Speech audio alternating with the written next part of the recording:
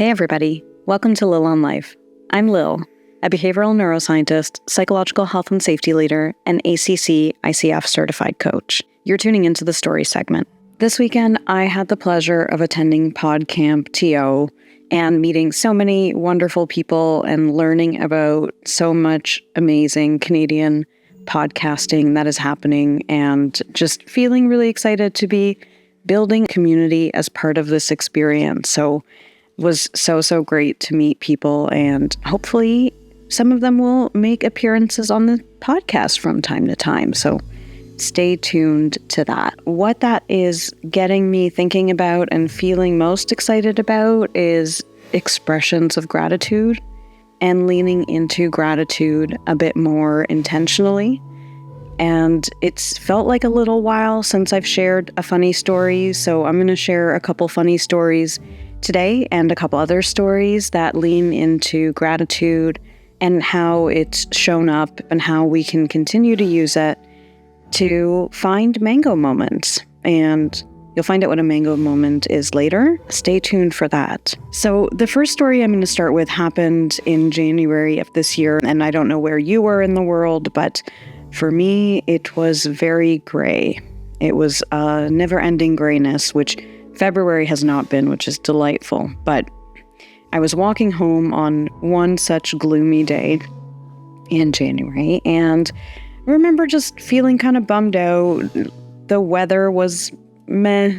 It felt like I hadn't seen the sun in a long time, and just felt like there wasn't a lot of joy or randomness in my life, which is something that I am partial to inviting from time to time. So as I'm walking home, I see this woman and she's pushing a stroller, and I can kind of see that there's a child in there, and they're just like full face grinning, laughing, and the mom is like burst out loud laughing as well. And she and I made eye contact, and her joy was just infectious, and I burst out laughing. And she was like probably about 100 feet away from me, and it felt kind of weird to be laughing at this situation for some reason, and it made me feel a tiny bit awkward, but in a funny way. So I looked away and tried to keep walking, but as I'm walking, I'm finding I'm just bursting out laughing. And then I realized how nice that felt, and was wondering why I felt the need to suppress that in the first place. So in challenging that, I just let it be and appreciated a moment of laughter. And even thinking about it now, it still makes me laugh. I've not seen her since, but I am kind of strange enough, and will talk to random strangers all the time, so would take a moment to share that if I saw her. And it is quite nice to be on the receiving end of small moments of joy or kindness, or the great one might call them glimmers. And it's also wonderful to be on the creating end of it, because we can create experiences like this. So speaking of randomly talking to strangers, this story happened a little while ago while I was at work. And the context here is that I have two wardrobe looks.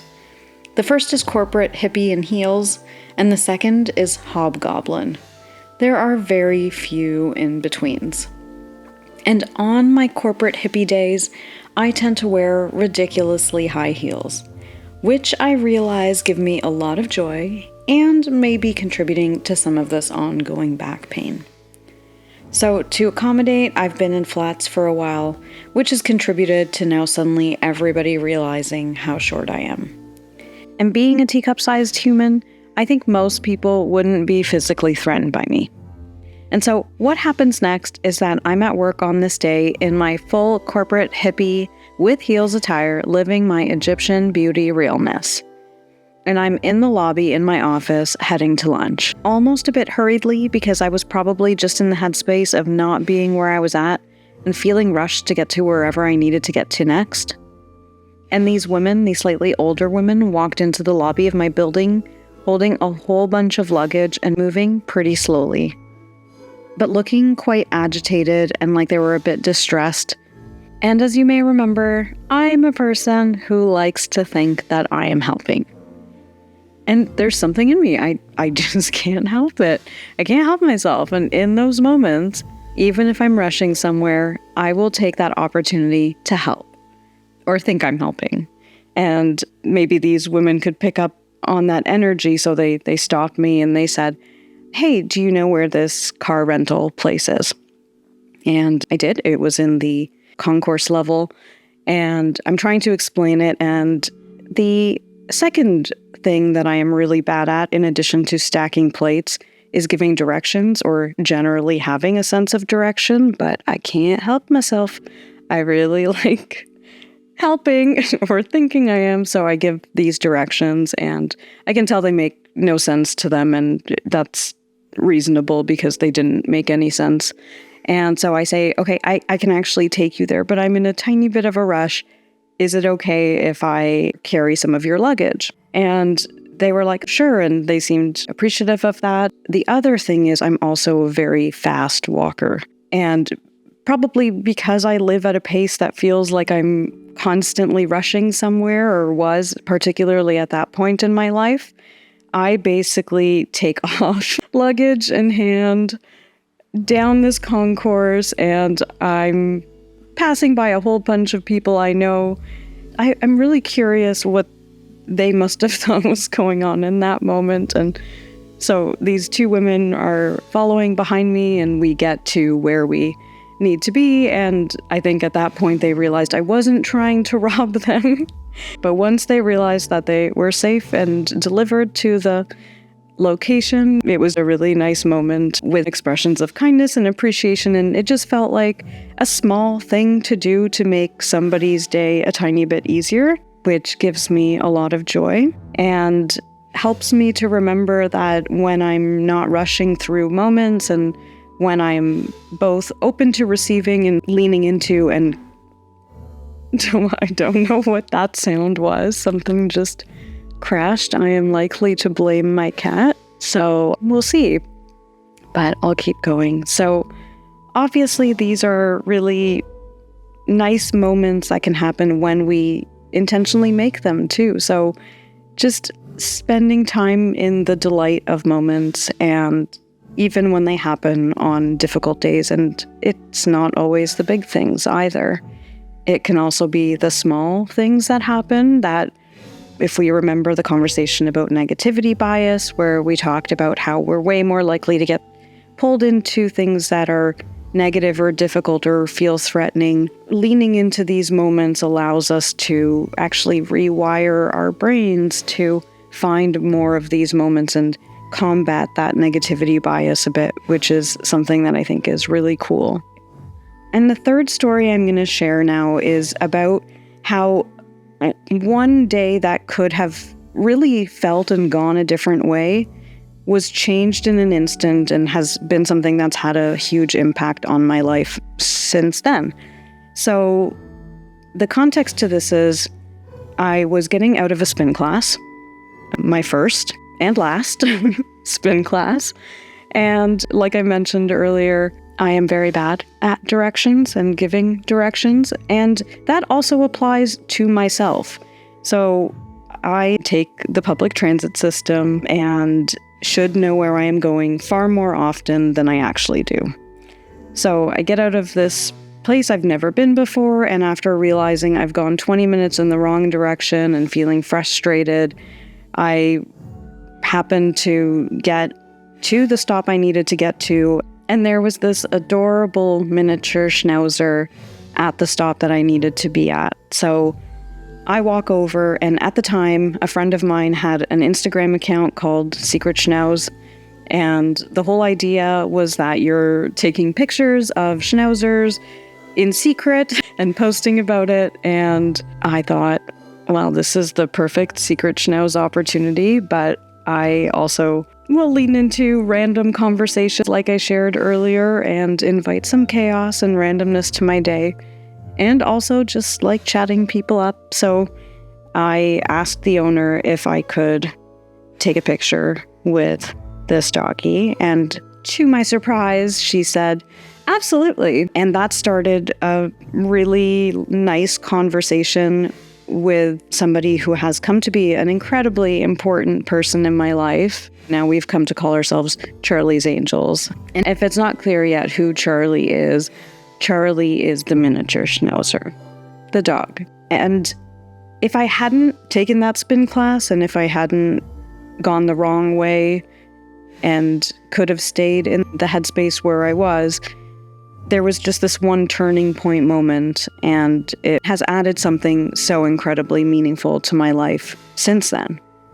So going the wrong way can just be a part of the journey you're working towards. And I think there's also so many incredibly loving moments that people do for almost near strangers every single day that come to make a big impact in somebody's life. And I think there's something so beautiful to that. And it's also because I've had so many wonderful people in my life who have made me feel like they've taken such big chances on me, including Irene, who invited me in to live with her as a very angsty 16-year-old when I didn't have anywhere else to be. And I think it takes so much love to basically welcome in a teenage friend of your child on an indefinite basis.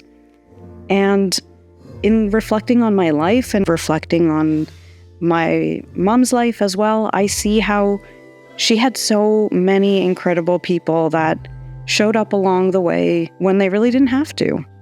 And I think that's really, really cool, and something that just aligns so much to my purpose, and also just reminds me to find those moments, whether they're small encounters with strangers that you never see again, or people that come to be your chosen family, and really just acknowledging those moments. So in connecting all of the things I talked about today, I think it's about finding those small moments of celebration. I think this is one of the reasons that celebration is really exciting for me right now, and intentionally leaning into the joy of it, the delight, the gratitude of it, and making an extra effort to find it, especially on those days that feel gray and gloomy and maybe just harder to get through. And it doesn't matter what got you there. And that's something we're going to explore more in the concept segment through a bit of a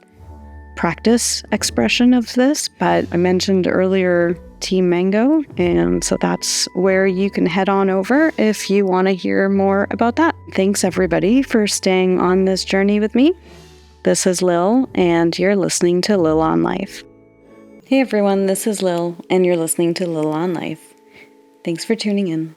This is the concept segment. So I've been trailering this as part of the story segment, and today is where we're going to talk about Team Mango. And this is really cool because in getting to do the type of work I do, it's really fun to be able to build tools like what we're going to go through today and leverage them in the workplace. So it's awesome when workplaces also adopt good practices that support psychological health and safety, and it's super cool to feel enabled to do things like that and to share them with all of you. So today we're going to work through a concept, and the idea behind this is just to lean into a little bit of play and imagination and also reflection. So I'm going to facilitate a little bit of a reflection opportunity, and there's going to be a few more longer pauses because I'm going to try to hold some space for you to have a moment to think about things, and we'll kind of see how this goes. So thanks for being on this new adventure with me. I'm going to give you two options of teams, Team Mango and Team Apple. And I've been basically telling you which team to pick, so your choice. I know that some of you are rebellious out there and will pick the other one, so I want you to imagine that you can pick to be on Team Apple or Team Mango. Do you know which team you've picked? You don't have to tell anybody. You can just hang on to it.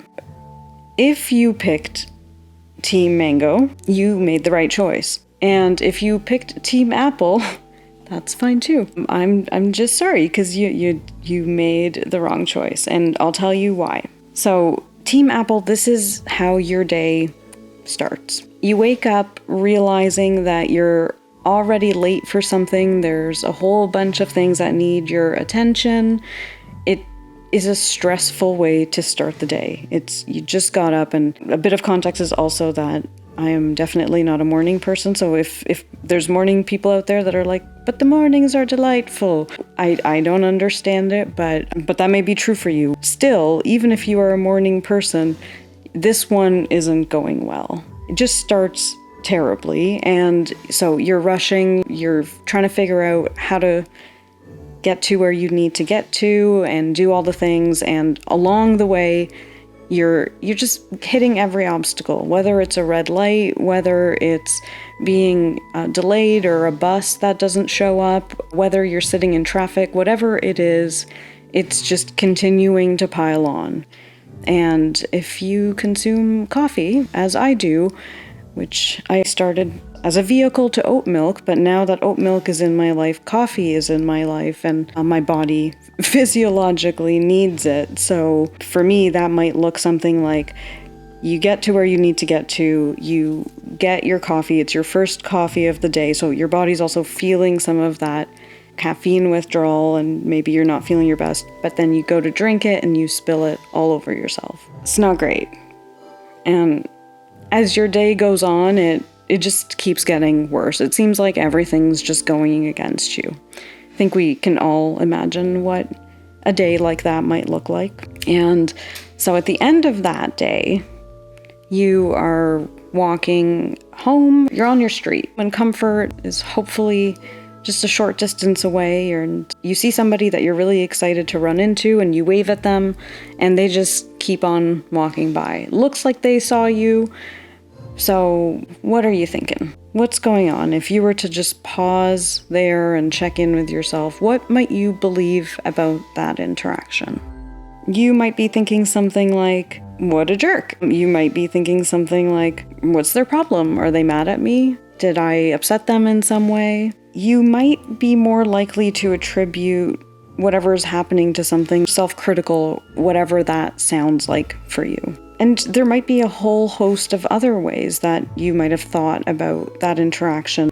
And if you're trying to do the savoring, it could be about noticing what's happening in your body and how your breathing is paced and slowing it down and, all of those sorts of things, just listening to it, noticing what's happening. I can sense that in just imagining and walking you through Team Apple's day, my chest feels tight. I can tell that my shoulders are a bit tense, because sometimes it can be hard to name the feeling of something, but there's the sensation of something as well. And these are really cool emerging practices that I think are telling us how important it is to pay attention to how things feel in our bodies, in addition to our thinking about it and our physical sensations. So all of that is really cool, because it can also just remind us to take a break and to pause and to nurture in those moments.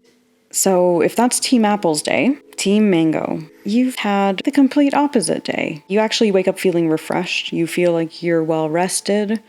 Let's say that the sun is shining and conditions or whatever suits you is just perfect, and you can go out and just have a moment of appreciating that day or whatever it is that really kind of gets you excited about whatever it is you're about to do. And on this day, you feel excited. You wake up and you're feeling really good about whatever it is you're about to do, and having that moment to just appreciate it and lean into the joy of that. And there's nothing kind of calling for your attention. You feel an inner calm, a peace. I mean, even in just describing it right now, I can feel how much more deeply I'm breathing and how much more calm I feel in my body and relaxed I feel in my body. So I think that's kind of cool. And the day just keeps getting better. The thing that you were excited about happens. Your interactions with people are friendly.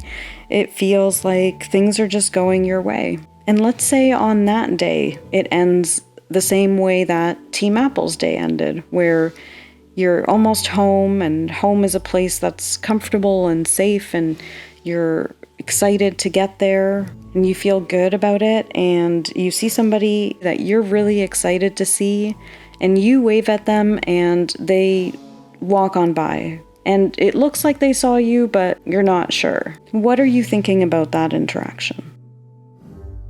What you might have been thinking, or what you might have been feeling, is maybe a bit more compassionate, a bit more relaxed about it. Maybe you were more likely to wonder if maybe they had a bad day or a Team Apple day. You might worry for them. You might lean in more with compassion or understanding. You might be more curious about maybe if they're okay.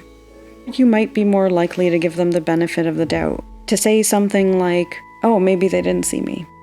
I think it's really important to notice that the only difference between the responses you had, whether you were imagining you were Team Apple or Team Mango, noticing that shift in you and recognizing that the facts of the situation didn't change at all. So in both cases, you were almost at home or to a sense of comfort and safety, and you saw somebody that you really like, that you hadn't seen in a while, you wave at them, they walk on by. You think they might have seen you, but you're not sure. Noticing how big of a shift that feels like when you compare those two experiences and how they feel to react to, we can see how much power our automatic thinking patterns have. And when we are aware of those, we can really notice them, be able to reflect and pause to recognize that we may be filling in some of the interpretations. The only difference between Team Mango and Team Apple's day was all the things that happened before that interaction. There were so many different possibilities that change based on what story you are telling yourself in your own mind and what you're noticing and what you're getting drawn to. And with negativity bias, we know that we're more likely to get stuck in the narratives where things don't go well or don't serve us. We have something called automatic thinking patterns that are happening all the time, and it's really about just taking a bit of time to reflect on what stories you might be telling yourself and what headspace you might be in when certain things happen. So noticing what those automatic thinking patterns are just lets us take that moment to reflect on what we might be telling ourselves and what narratives and stories might be happening in that moment. And also some of our states, like whether we're feeling hungry, angry, lonely, tired, sleepy, scared, or stressed, otherwise known as halts. And as somebody who isn't always the best at paying attention to what my body is telling me, particularly in the space of hydration, I'm trying to really listen to my body more, and one of my goals that I have for this year is to drink more water. So if you remember from the goals episode, that's one of my health goals, and I am doing pretty well this year. I'm feeling good about that. So noticing when we are in these states helps us notice that maybe we are also not coming at things feeling the best. And that is a really important thing to pay attention to, because when we don't feel our best in our bodies, we also don't feel our best in our minds, because obviously these things are connected. So in the practice segment coming up next, I'll get into a few more things you can do to sit in and reflect in those practices, if that's something that you think could be fun to do, because when we kind of have a sense of maybe how we're showing up to things, that can help us have the self-awareness to notice, stop, and change those patterns in a way that can be really empowering, because as Dr. Laurie Santos says, knowledge is not half the battle. It's also about the doing. And in the practice segment, we'll talk a little bit more about some of the doing related to this. And as always, this is a very, very high level walkthrough of some really complicated concepts, and I really encourage people to look into exploring some of these if they're interested. You can look into things like cognitive thinking patterns. You can also look into HALT, which comes from the addictions literature. There's also a number of other really great resources out right now. Dr. Nicole LaPera, the holistic psychologist, is one. I'm also currently reading The Untethered Soul by Michael Singer. So those are just a couple, but if there are questions about any of this, and if you'd like to get in touch, reach out, and always happy to point people in the direction of other really cool resources. And really excited to continue the conversation in the practice segment to look at how we might be able to apply this. Thanks again, everybody. Talk soon.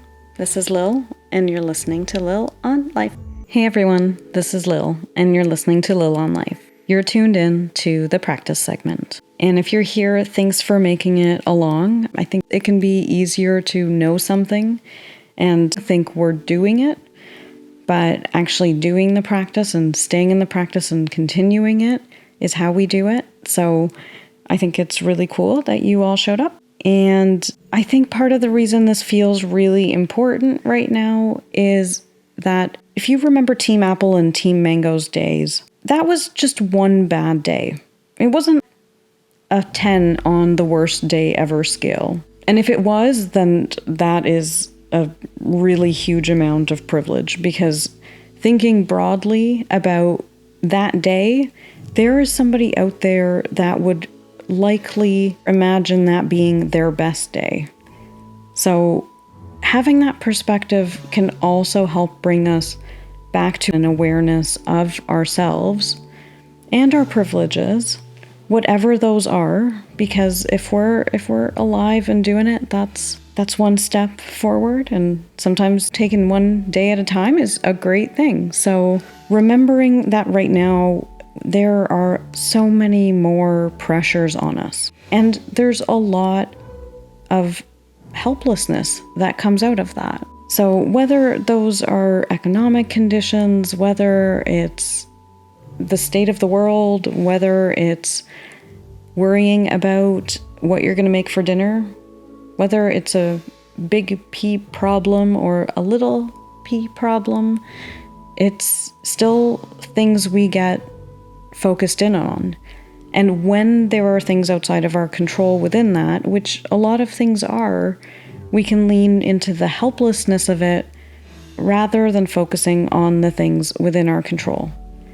And I think sometimes that's also noticing the small steps we can take to empower ourselves to get there. Because sometimes we set really big, lofty, aspirational goals about where we should be and how fast we should get there, and then we're on this hamster wheel of something and we never get there. And that can also create frustration, but we are missing the small steps in between and the small moments for joy and celebration, and whatever your word of that is.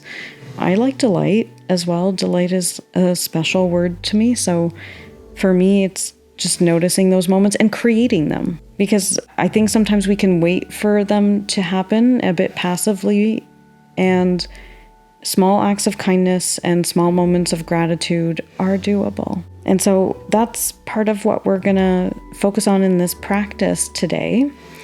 And it's going to start with a bit of a reflection where I'm going to invite you to think about maybe like a 2 out of 10 problem.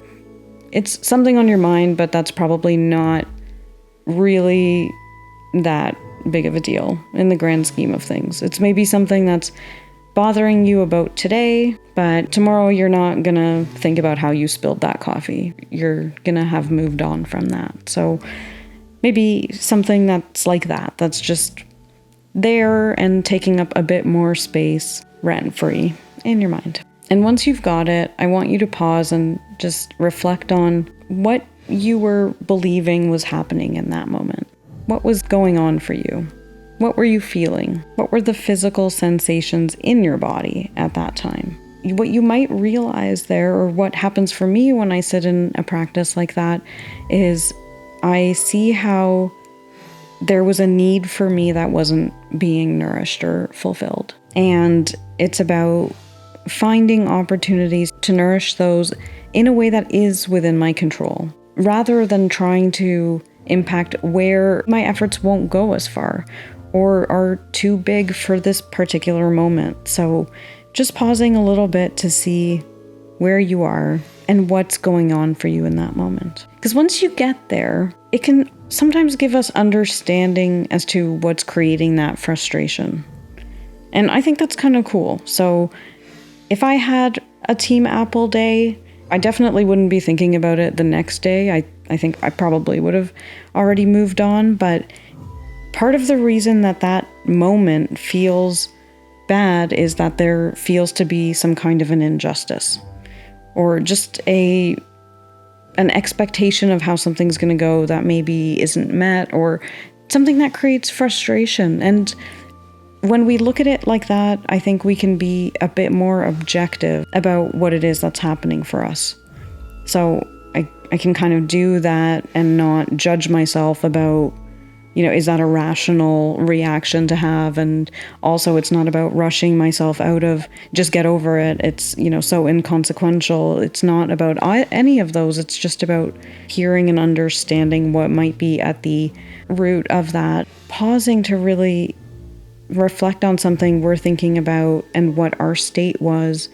Noticing how it feels in our bodies and how and why we may be reacting those ways can help us validate those thoughts.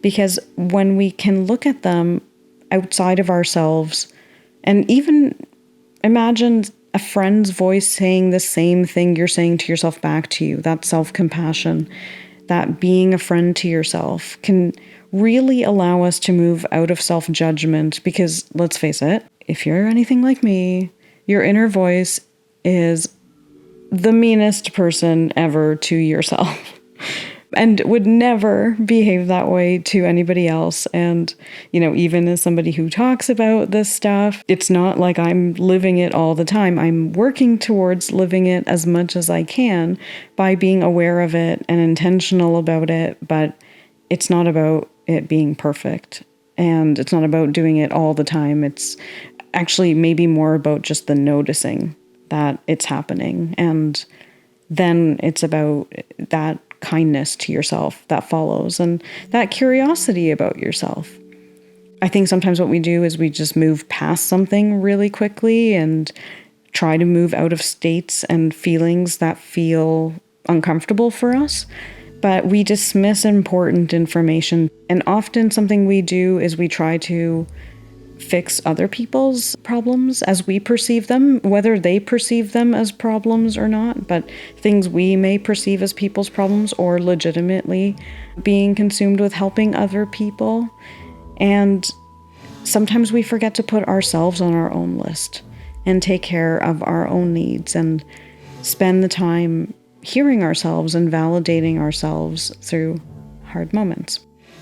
So the practice is, I'm going to invite you to bring up that 2 out of 10 experience that's sitting in you right now. And what I want you to do is write out the details of the story as you've told yourself. And some people like to type. For me to do this kind of work, I need to write it. Other people may prefer to just create audio notes to themselves. I think that it's whatever works for you, but having a way to download and kind of hear back your thoughts is really quite important. And I think this podcast is proof of concept for me, because I have a complicated relationship with my voice where I do like it in a weird way, but I mostly hate it. And editing and hearing yourself back is kind of like my nightmare. But the one good thing is that I started listening to podcasts to help me sleep. I think I've shared this before, but it was almost always true crime. I admittedly am part of that demographic. True crime podcasts, I get it. And now I can actually fall asleep to my own podcast, which is a testament to me to how torturous it is to hear my own voice. But at least I'm hearing this voice instead of the more difficult or challenging narratives that sometimes show up and keep me up at night. So it's kind of funny, I guess, but what it's created for me is an opportunity to diarize in some way a bit of my processing, and I guess invite all of you along on that journey with me. So thanks for being along. And it's funny because when I do hear some of them back, I'm curious about certain things within myself, and I can offer myself kindness and compassion in some of the harder stories as well. And I think that's really cool to do. And so in this practice, when you're writing it out, and when I say that, apply it to however it works for you to capture it. It could also be an imagery, so whatever works. And just take a moment to strike out any of the interpretations that you may have added. So again, really sitting in and reflecting on what it is you're feeling, what you were thinking, what you might have needed, what might have been going on to influence your thoughts and your feelings at that time, and what's happening in your body. Because knowing that can help us have a better connection between our minds and our bodies and understand how we can move forward in a way that nourishes them as best as possible. So I am working on my thirst, as I shared, and that is something that I'm learning to listen to my body from. And so take that moment, and I'm going to summarize that a bit more succinctly, but wanted to almost walk you through the experience of what that reflection could look like. And what I'm inviting you to do is recall a time that, or something that you've been sitting with something at a 2 out of 10 that you're kind of ready to make some peace with. And write out the details of the situation as you're telling them in the story in your own mind. And from there, delete, strike out, remove anything that you added on to the interpretation based on what was happening in your mind, in your body, and what you were believing in that moment, and leave only the observable, objective facts of the situation.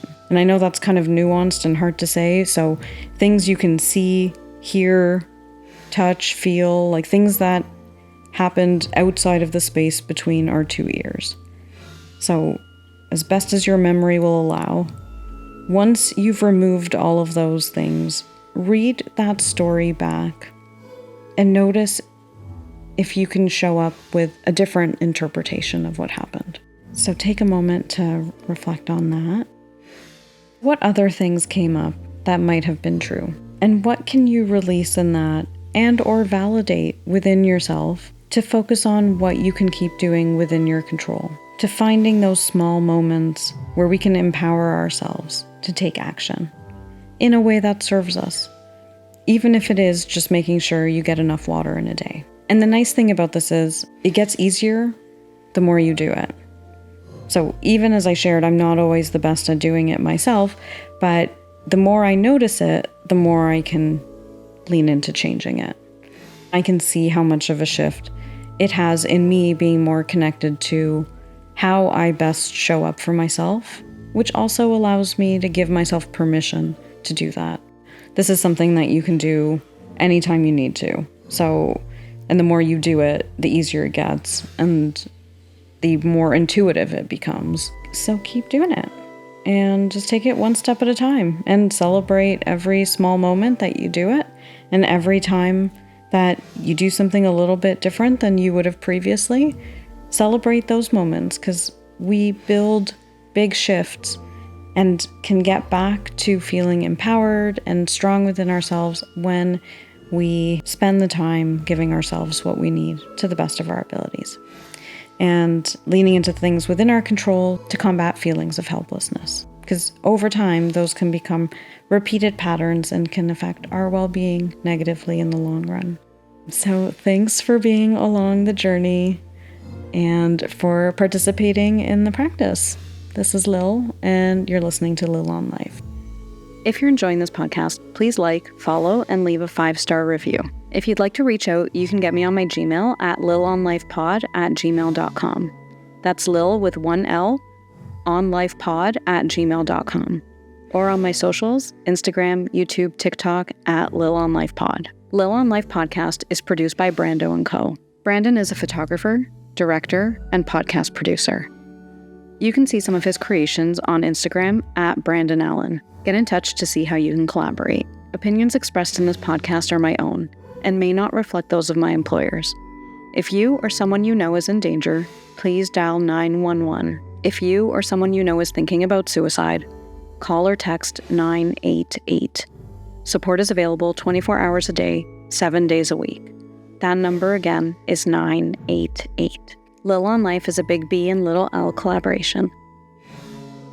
I love data and I talk about evidence-informed practice, so I think this is something that resonates here. So one of the things I've seen is that the story segments and the practice segments seem to be the ones most enjoyed by listeners, which I think is really cool. And I'm always trying to take that feedback to create something with everyone who's interacting with the podcast. I think for me, that's part of what gives me a sense of community in a way that makes me excited about doing a solo podcast.